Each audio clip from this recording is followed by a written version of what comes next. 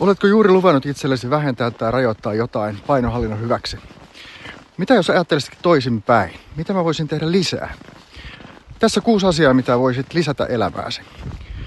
Lisää säännöllisyyttä syömiseen. 3 pääateriaa ja välipalat iltapäivään ja iltaa. Näin pysyt kylläisempänä pitkin päivää eikä nälkä ala iltaa kohden huutamaan. Lisää proteiinia aterioille. Proteiini auttaa ylläpitämään kylläisyyttä ja lihaksia, joita painonpudotuksessa pakkaa katoamaan. Lisää kuituja. Täysjyväviljat on tässä tosi hyviä. Nekin ylläpitävät kylläisyyttä ja ovat muutenkin monipuolisesti terveellisiä. Lisää vitamiineja. Näitä saat kaikista värikkäistä asioista. Marjoista, hedelmistä, kasviksista, vihanneksista. Lisää liikuntaa.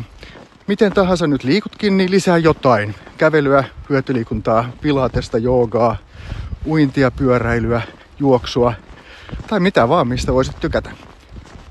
Lisää lihaskuntotreeniä. Tämä auttaa estämään painonpudotukseen liittyvää lihaskatoa ja pysyt toimintakykyisenä jatkossakin.